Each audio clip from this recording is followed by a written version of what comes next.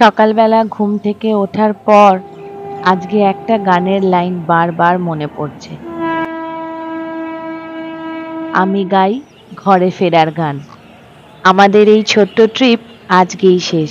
মন না চাইলেও আজকেই আমাদের বাড়ি ফিরতে হবে।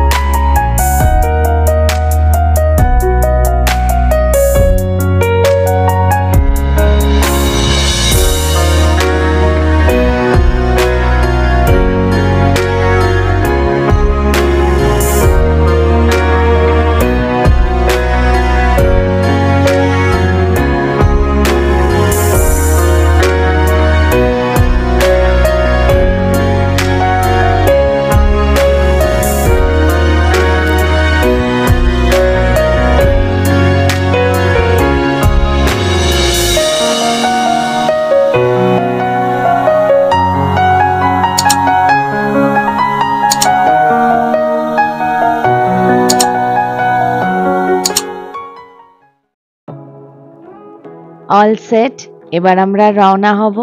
স্নান আমরা সেরে নিয়েছি আর ব্রেকফাস্ট আমরা সাথে নিয়ে নিয়েছি।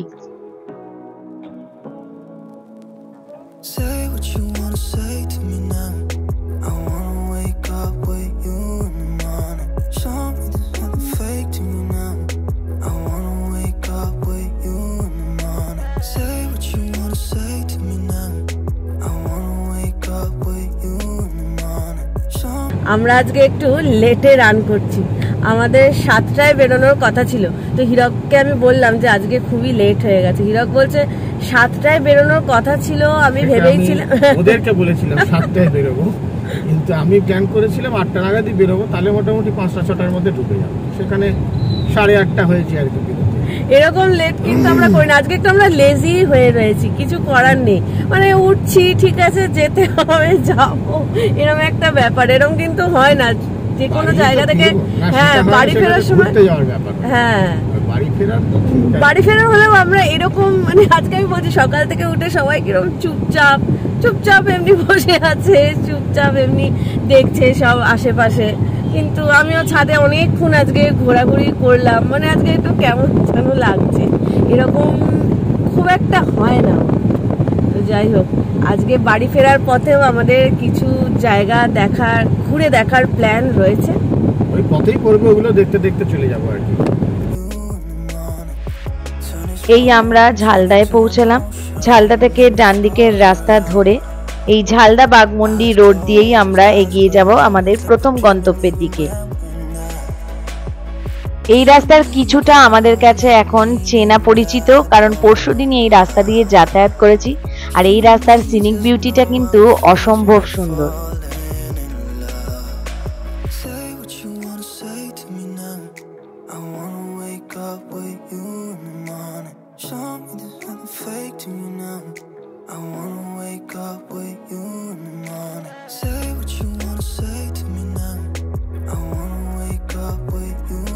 বাড়ি ফেরার পথে আজকে আমাদের খয়রাবেড়া ড্যাম ঘুরে দেখার প্ল্যান রয়েছে। একটু পরেই কিন্তু আমাদের অফ রোড জার্নি শুরু হবে। কিন্তু এখন যেই রাস্তা দিয়ে যাচ্ছি, এই রাস্তার সৌন্দর্য দারুণভাবে উপভোগ করছি আমরা।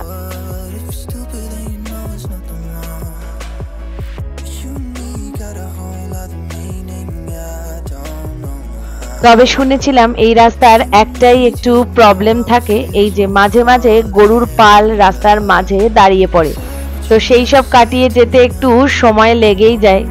যদিও একবারই এখন আমরা এরকম পরিস্থিতির সম্মুখীন হয়েছি, তো দেখা যাক আগে কি হয়। আর এই যে আমাদের এখন অফ রোড জার্নি শুরু হয়ে গেল। এই রাস্তা ধরে এগিয়ে চললেই আমরা পৌঁছে যাব খয়রাবেড়া ড্যাম। তুলিন থেকে খয়রাবেড়া ড্যামের দূরত্ব 33 কিলোমিটার, সময় ওই 1 ঘন্টার কাছাকাছি লাগে। সামনের দিকের রাস্তাটা দেখো, ওফ দারুণ লাগছে। অফ রোড জার্নি কিন্তু এতটাও স্মুথ হয় না। তোমরা দেখেইছো, সরু রাস্তা পাহাড়ের ওপর দিয়ে জঙ্গলের মধ্যে দিয়ে চলে গেছে, কোথাও আবার মাটির রাস্তা, মাটির রাস্তাও অনেক সময় ভাঙাও পেয়েছি আমরা। সবচেয়ে বড় কথা, যখন গ্রামের মধ্যে দিয়ে গেছি তখন খুব সাবধানেই যেতে হয়েছে। হাঁস, মুরগি, ছাগল যখন তখন গাড়ির সামনে চলে এসেছে, সেগুলোকে বাঁচিয়ে আস্তে আস্তে পাশ কাটিয়ে যেতে হয়েছে।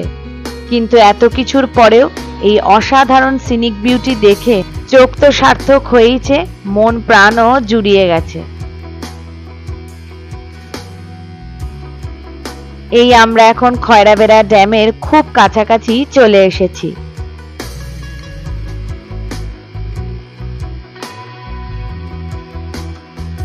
এইবারে ট্রিপে এমন এমন জায়গা দিয়ে আমরা ঘুরেছি, সব জায়গা থেকে ময়ূরের খুব ডাক শুনেছি, কিন্তু ময়ূর দেখতে পেলাম না।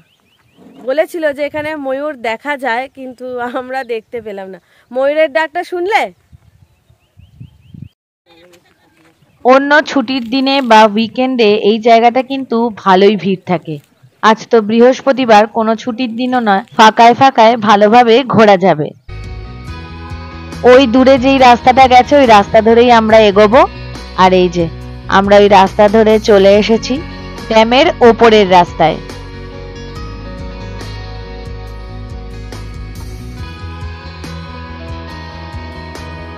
এই খয়রাবেড়া ড্যাম পুরুলিয়ার একটি আকর্ষণীয় পর্যটন স্থান। এই খয়রাবেড়া ড্যাম বাগমুন্ডি ব্লকে রয়েছে। পুরুলিয়া শহর থেকে এর দূরত্ব কিন্তু 70 কিলোমিটার। ওই দূরে একটা ওয়াচ টাওয়ার রয়েছে, গাছের জন্য এখন দেখা যাচ্ছে না, তো আমরা ওদিকটাতেই এখন যাচ্ছি।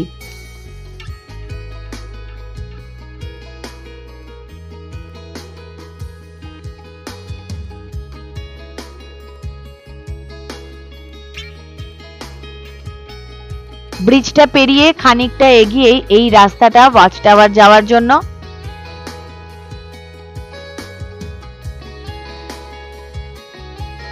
সবুজ ঘন জঙ্গলের মধ্যে এই রাস্তা, খানিকটা চড়াই তো রয়েছে। রাস্তাটা দেখো পুরোটাই ভঙ্গুর।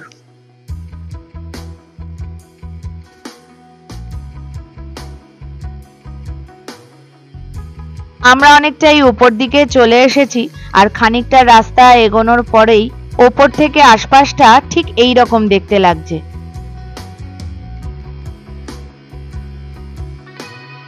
ওই যে দূরে গাছের আড়াল থেকে ওয়াচ টাওয়ারের দেখা মিলল।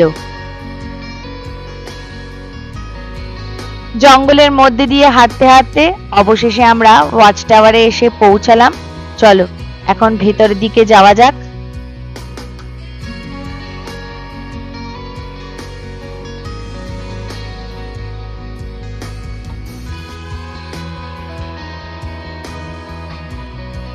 বেশ খানিকটা সিঁড়ি ভেঙে ওপরে ওঠার পর খয়রাবেড়া ড্যামের চারিদিকের ভিউটা খুবই রিফ্রেশিং।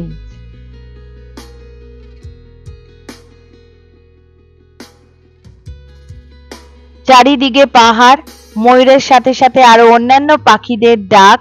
ওই দূরে উঁকি মারছে খয়রাবেড়া ড্যাম, আর তার সাথে চারিদিকে নতুন পাতায় ভরে ওঠা এই সবুজ রং আমাদের দৃষ্টি আকর্ষণ করছে। মন চাইছে এখানে আরো কিছুক্ষণ চুপচাপ বসে থাকতে, কিন্তু ঘড়ির দিকে তাকিয়ে দেখি এখন বেজে গেছে 10:30। তাই আর দেরি না করে এবার নিচের দিকে নামতে শুরু করে দিলাম।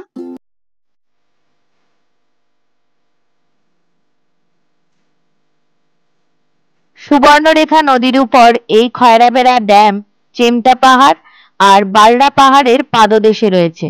এই সুন্দর মনোরম পরিবেশকে আরো ভালোভাবে উপভোগ করতে গেলে এখানে রয়েছে থাকার জায়গা। এই ইকো রিসোর্টটা একদম পাহাড়ের কোলেই। যদি এখানে এসে কেউ থাকতে না চাও, এখানে লাঞ্চও করার ব্যবস্থা রয়েছে 12টা থেকে 2টো টাইম। আর বিকেলের দিকে এখানে ঘুরতে এসে কেউ স্ন্যাক্সও খেতে পারো 4টে থেকে 6টা টাইম। খয়রাবেড়া ড্যাম ঘুরে আমরা চলে আসলাম এখন বাঘমুন্ডিতে। বেলা তো অনেকটা হয়েই গেছে। বাঘমুন্ডি ছাড়িয়ে আর একটু এগিয়ে কোনো একটা ফাঁকা জায়গায় আমরা ব্রেকফাস্ট করব। ব্রেকফাস্ট তো আমাদের সাথেই রয়েছে। আমরা এখন পুরুলিয়া বাঘমুন্ডি রোড দিয়ে যাচ্ছি। তোমাদের অনেকের কাছে এই রাস্তাটা অনেকটাই পরিচিত, আমাদের কিন্তু এই প্রথমবারই এই রাস্তা দিয়ে যাওয়া।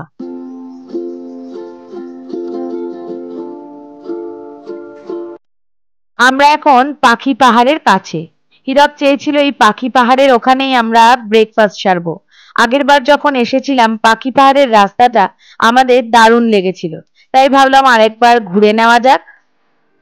তবে আজকে আর পাখি পাহাড়ের দিকে অতটা যাব না, হাতে সময় খুব কম, তাই চটপট ব্রেকফাস্ট সেরে নিয়ে বাড়ির পথে রওনা হতে হবে।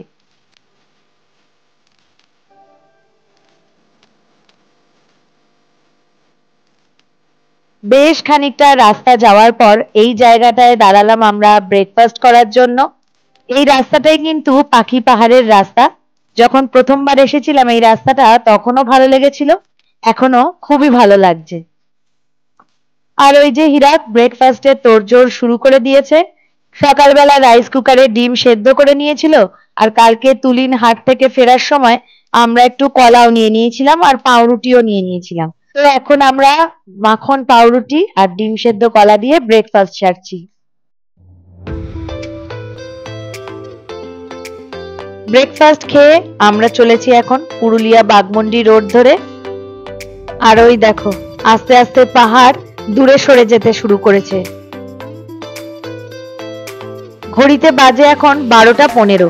এই আমরা বলরামপুর ঢুকছি।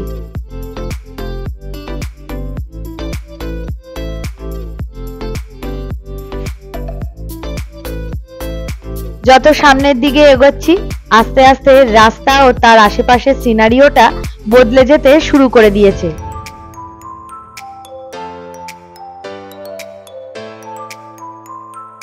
রাস্তার সিনারি বদলে গেলেও মাঝে মধ্যে রাস্তায় এই দৃশ্য দেখতে পাওয়া যাচ্ছে।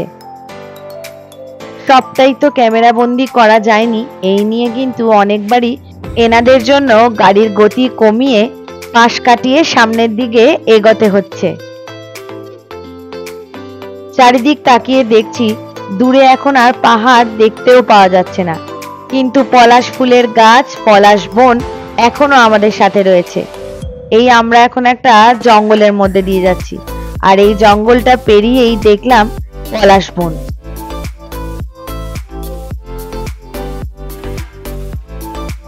এই আমরা এখন এসে পৌঁছালাম মানবাজার। এখান থেকে আমরা বাদিকের রাস্তা ধরবো।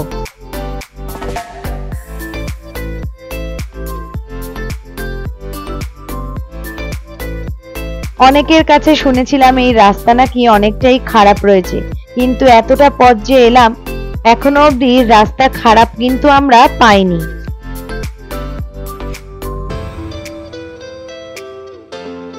ঘড়িতে বাজে এখন 1:40, আর এই আমরা পুরুলিয়া ছেড়ে বাঁকুড়ায় ঢুকছি।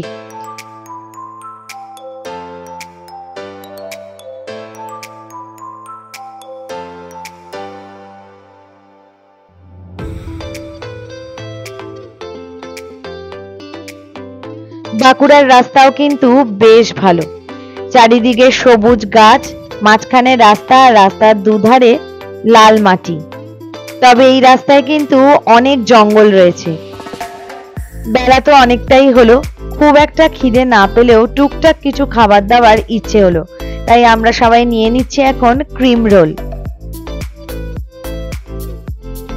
আর এই ক্রিম রোল খেতে খেতে পৌঁছে গেলাম আমরা বিষ্ণুপুর। বিষ্ণুপুর থেকে হাই রোডে উঠে আমরা আবার ফিরে গেলাম আমাদের সেই চেনা পরিচিত রাস্তায়। এই আমরা এখন জয়পুর ফরেস্টের মধ্যে দিয়ে যাচ্ছি।